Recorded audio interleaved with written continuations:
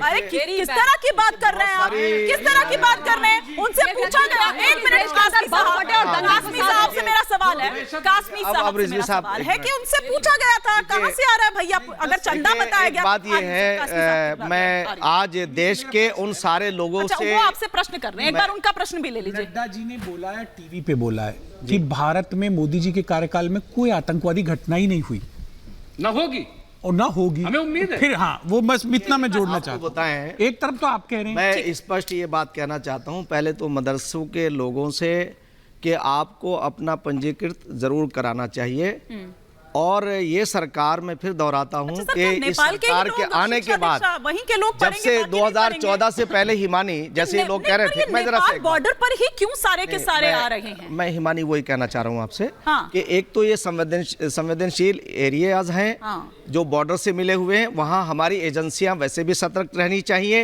इसलिए कि देश की सुरक्षा, उसकी एकता और अखंडता ये सारे देशवासियों के लिए जो है सर्वोपरि है। और 2014 से जब से हमारे प्रधानमंत्री श्री नरेंद्र मोदी जी आए हैं, उन्होंने कहीं भी किसी भी एंगल पर, किसी भी शर्त पर देश की एकता और अखंडता से और उसके सर्वोपरि होने से समझौता नहीं किया है। मैं आज ये बात कहना चाहता हूं कि मुसलमानों, आपको भ्रमित होने की जरूरत नहीं है, आप अपने आप को अपने रसूल की तालीम के मुताबिक तो ढालिए।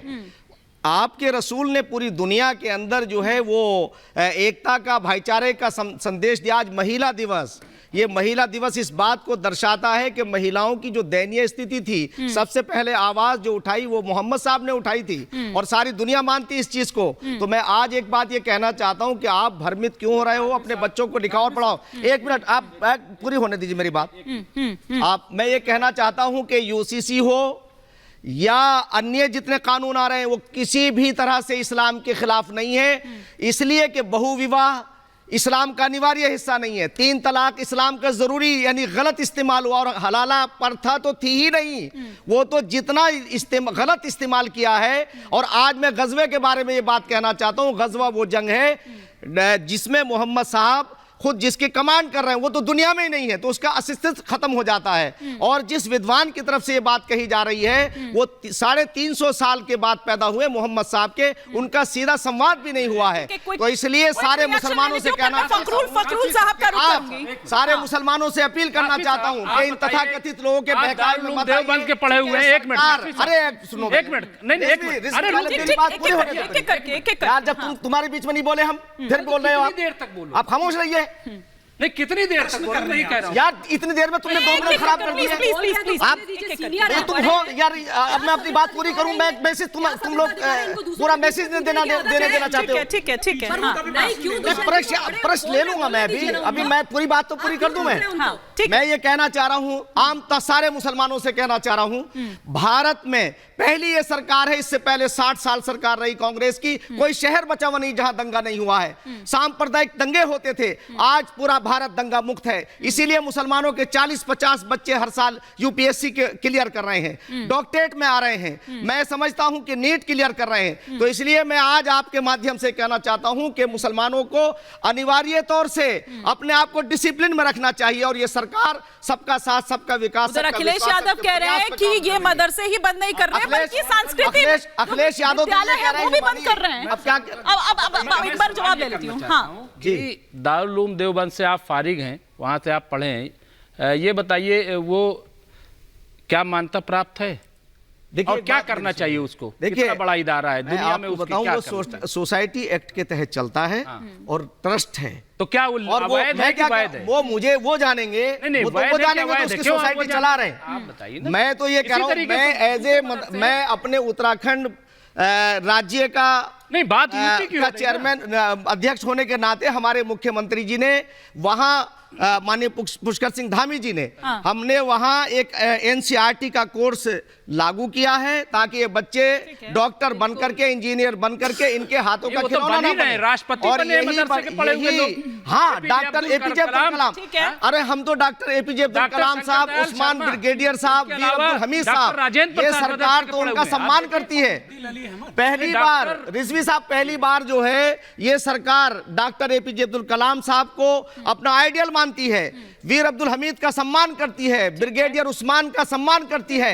हमारे अनेकों जो भारतीय जनता पार्टी के प्रवक्ता हैं वो डॉक्टर एपीजे अब्दुल कलाम साहब का, उस्मान ब्रिगेडियर का हमेशा उल्लेख करते हैं। तो ये सरकार न मुसलमानों के खिलाफ है, न थी और न रहेगी। लेकिन फखरुल साहब तो कह रहे हैं ममता जी कि चूंकि मुसलमान हैं, मुसलमानों से जुड़े हुए हैं ये मदरसे, इसीलिए आप लोगों को इतनी परेशानी हो रही है। और आप सिर्फ मदरसे बंद नहीं कर रहे हैं बल्कि संस्कृति विद्यालय जो हैं वो भी आप बंद कर रखे हैं। वो सीधे तौर पर ये कह देखिए हिमानी जी, किसी भी इलीगल काम में ना कोई धर्म नहीं होता है, हिंदू मुस्लिम नहीं होता है।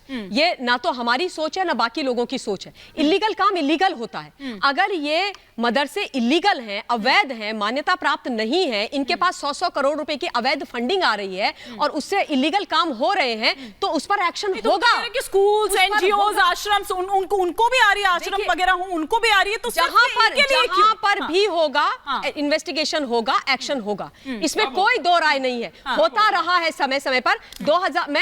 2023 का भी जो डेटा है वो भी हो रहा है। आप यहाँ पर देखिए, ये दुख की बात तो ये है कि यहाँ पर कोई आकर के बैठ के ये बोलता है कि ये 13,000 इलीगल मदरसे चल रहे हैं, इनके पास 100-100 करोड़ की इलीगल फंडिंग आ रही है, तो उनको बंद नहीं होना चाहिए। इस देश के अंदर चाहे दंगे फसाद हो जाए, बम फट जाए, ये जो व्यक्ति है तो इनको पूरे देश ने फखरुल साहब का रिएक्शन चाहिए। इस व्यक्ति को पूरे देश ने फखरुल साहब का रिएक्शन नहीं होना चाहिए। देश के अंदर दंगा हो, फखरुल साहब फसाद हो, इस देश के अंदर बम फटे। फिर आपको हिंदू मुसलमान क्यों दिख रहा है? हिंदू मुसलमान कर कौन रहा है? कौन कर रहा है? बीजेपी कर रही है या आप लोग कर रहे हैं? एक मिनट, ठीक है ममता जी जवाब दे दीजिए। एक सेकंड हिमानी जी, मदरसों की जब भी जांच की है, इस पर किसको दिखाई दे रहा है? फटवाएंगे ये। अब ठीक है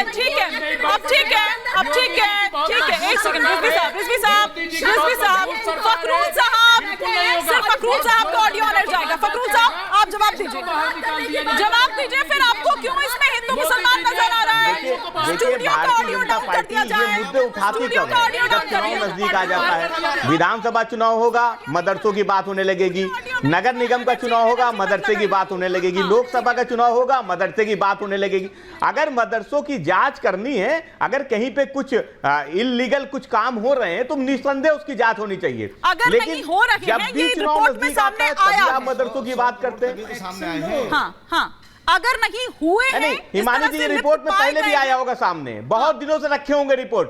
चुनाव का इंतजार हो रहा होगा इस रिपोर्ट के लिए कि कब चुनाव आएगा, कब हम इस रिपोर्ट को लेके जाएंगे कि देखिए साहब मदरसों में क्या हो रहा है, उसकी जांच हम कर रहे हैं। कहना ये टाइमिंग कब हुआ था बताएं ना। और सर्वे के लिए जो टीम आएगी, एक सेकंड, पहले ये तक कहा गया कि सर्वे के लिए जो टीम आएगी जूतों से स्वागत करेगा, ये भी कहा गया है। ये भी आई है, आप ही के कम्युनिटी से आई है, हमने किसी ने नहीं बोला है। इस तरह की बात भी कही गई। किसने क्या कहा? नहीं, किसने क्या कहा साहब, ऐसे नहीं होता ना। पब्लिक प्लेटफॉर्म पर आकर आप कुछ भी कह दीजिए, भड़का दीजिए, जहर फैला दीजिए, उसके बाद कहिए किसने क्या कहा। ने बयान दिया, ये समाजवादी का बयान तो नहीं है, ये समाजवादियों का बयान तो नहीं है। तो मैं इस पे क्यों जवाब दूंगा? मैं इस पे क्यों जवाब दूंगा? एजेंसियां अपना काम कर रही है, लेकिन टाइमिंग क्या है? टाइमिंग क्या है इनकी? जब भी इस तरीके के मुद्दे आते हैं उनकी टाइमिंग क्या है? वही मुद्दे हिंदू मुसलमान उनके पीछे छुप जाइए, मत बताइए कि पेपर कैसे लीक हो रहे हैं, कल मैंने कौन सी परीक्षा निरस्त कर दी है, ना बताना पड़े हमें, ना बताना पड़े। नहीं, अरे हिमानी जी, किस बात के लिए कोर्ट जाए? परीक्षा निरस्त हो रही उसके लिए कोर्ट जाए, किसान सड़क पे बैठा उसके लिए कोर्ट जाए, एक हमारी महिलाएं जो खिलाड़ी बैठी थी धरने पे उनके लिए भी हम कोर्ट जाए। तो कोर्ट तो हम जाएंगे ही, आखिरी रास्ता तो कोर्ट है ही है। लेकिन ये क्या लोकतंत्र में और किसी को कोई अधिकार नहीं है?